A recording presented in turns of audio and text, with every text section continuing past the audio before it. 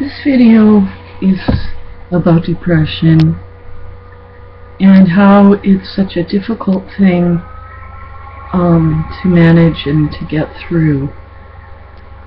But but you can.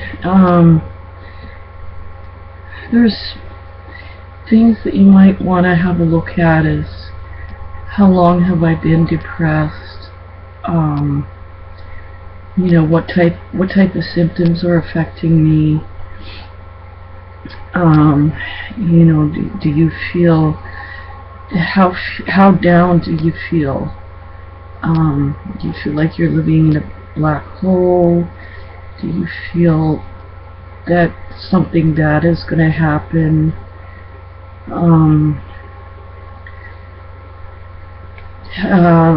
Symptoms like feeling hopeless, that's a huge one. And I've had, I think, 18 to 22 episodes in my life of depression, so I know what it feels like to have it, how to fight through it, and how to make it go away.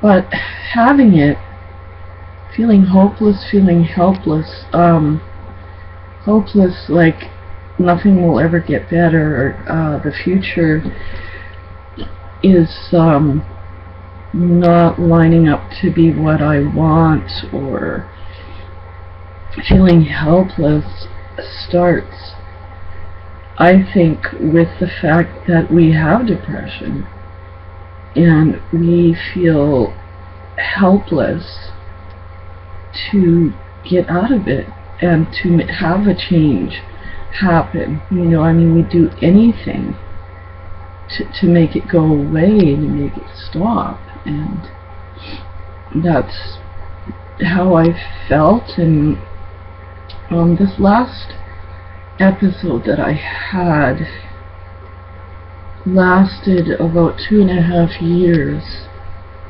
So yeah, you want to talk about a difficult time. It was incredible. I'd lost interest in everything, inability to work, no energy, just feeling exhausted all the time. It took forever just to do simple things that used to come to me really natural.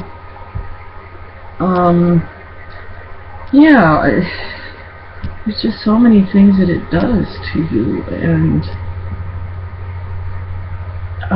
one thing I want to say right away is,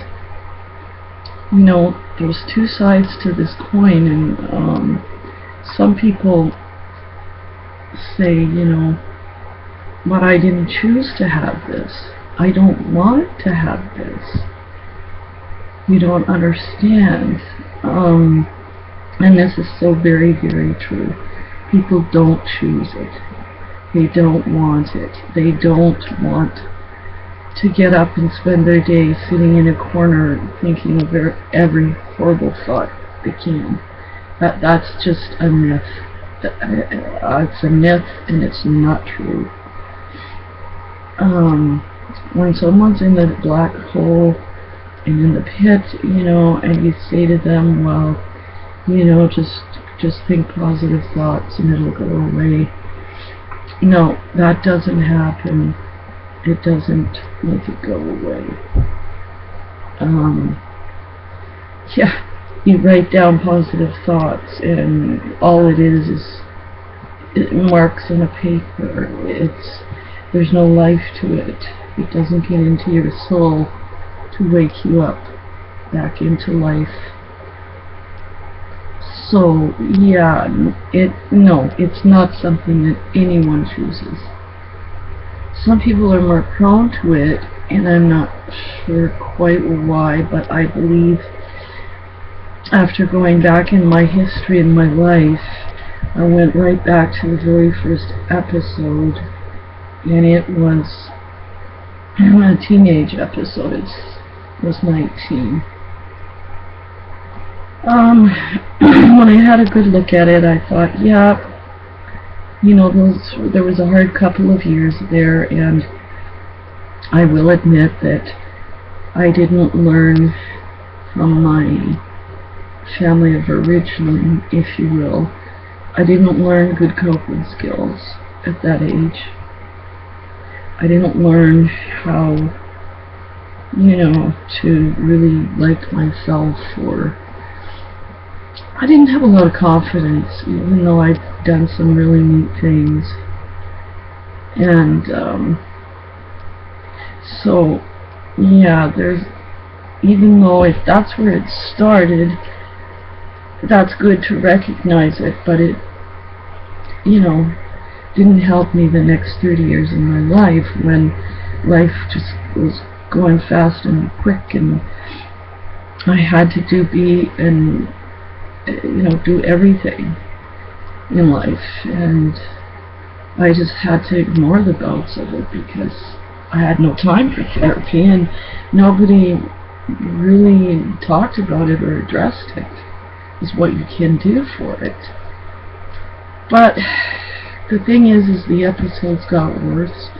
I think each time they got worse, and the more that I really wanted to get out of this and sought help, I just found that there wasn't a whole lot of help out there to find.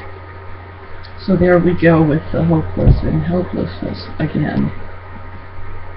Feeling that, oh, that's awful. Like, what am I going to do now?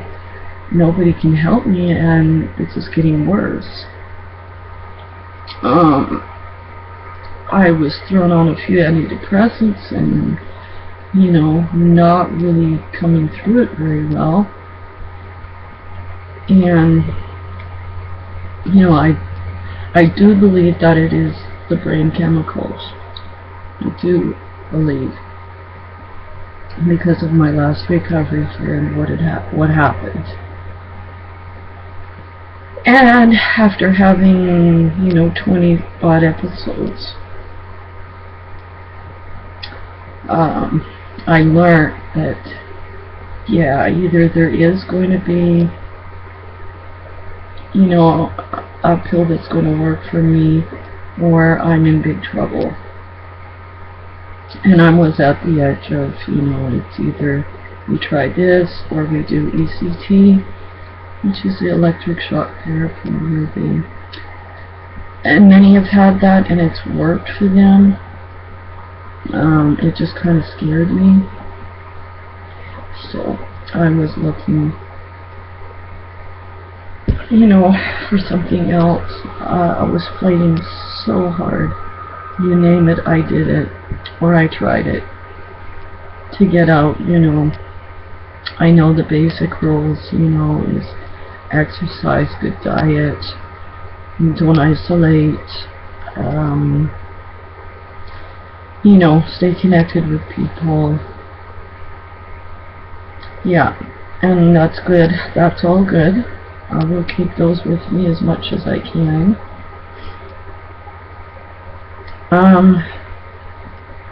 I think that our brain chemistry can be way out of whack. Well, I know it can, because mine has been. I've had severe major depression with anxiety, alternating from anxiety and panic over to the depression, and major depression where I felt suicidal, and I didn't see the point. I fought so hard, and I just thought to myself that, yeah, do I want to live my life like this? Is this what's ahead, and so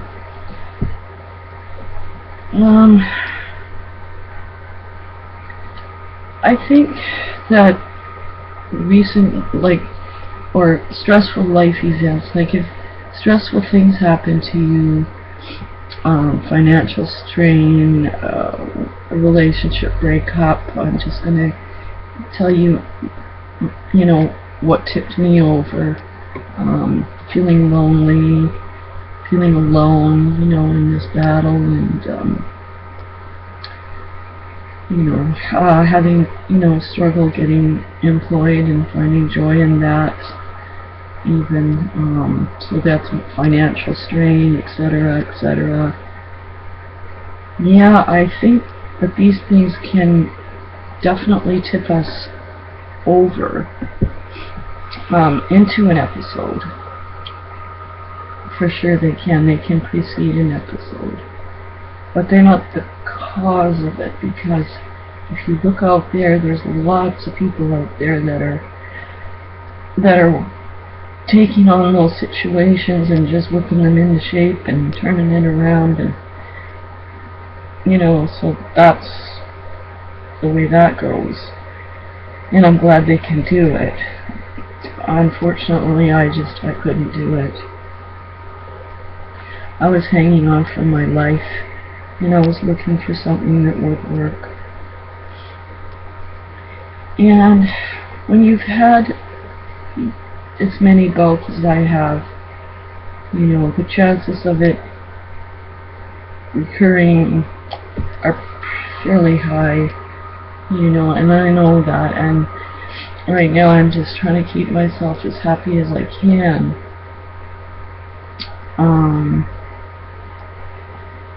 Anyway, what turned things around for me was that I went to a clinic, and I stayed at the clinic, and all my meds that I've ever been on to try to help had been gone through and looked at, and there was one that I hadn't been on. So they said, well, would you be willing to try that? And I said, well, yeah, of course. And yeah, it was just an organized place too, you know. I mean, you get up early, you eat, you have a great meal, you know, you do something, you have a talk, you have a meeting, you have people there that you can visit with, another good meal, you know, and activities and stuff. So it got me sorted around in that way. And while I was waiting to see if this medication was going to work.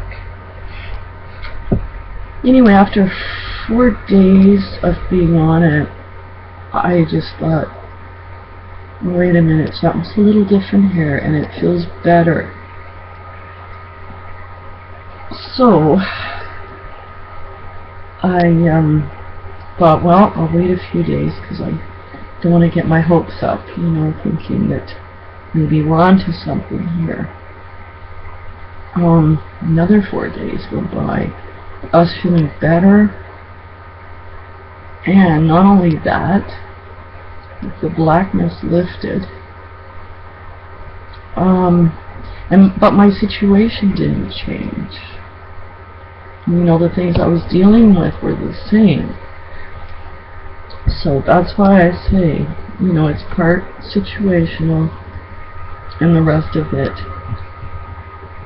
is definitely brain chemistry. So yeah, it lifted. I felt free for the first time in a couple of years. The blackness was going. I was starting to laugh again, and that alone, you know, was huge. I was smiling more. I just felt okay. I felt like I was getting me back. And so it can work. It can work. You just have to be patient with it. And if you're feeling really down and really in despairing, and if all these negative things, you know, like sleeping too much or eating too much or not eating at all because you just feel sick. Just try and notice, what your signs are that are negative, and try to stay away from them. And even, and that's a great step. But I just wanted to share with you that I did find a med. It's lifted.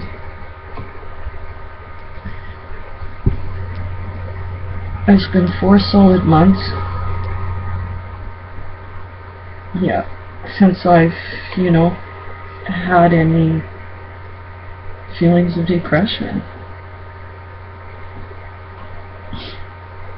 And to my surprise, a couple of great things have happened to me, but that happened like 2 months after, when I was, getting treatment and getting the right medication. Nothing had changed. Nothing for the good, except that I got better, and I just thank God that I could actually be part of life again. So I just wanted to share this with you and let you know that depression is not your fault. You did nothing to bring it on. You don't have to feel guilty about anything. There's nothing wrong with you, so you don't have to beat yourself up. These kinds of things are really important to know. And the biggest one of all is, it's not your fault. It's not your fault at all. And recovery is out there. We just have to keep seeking it. Keep seeking the right med. And don't let anyone tell you that if you, just do this or that, or, take a walk, or think positive, that you'll all be better. No. No, it's good in theory. In fact, I thought to myself, it's good for people who are well. It makes sense. I enjoy a nice walk when I'm well. And all the other things, but you really need to not give up. Find the professionals who can help you and get on that right medication. So, I rambled on enough, but I really hope this helps, because depression has gone up.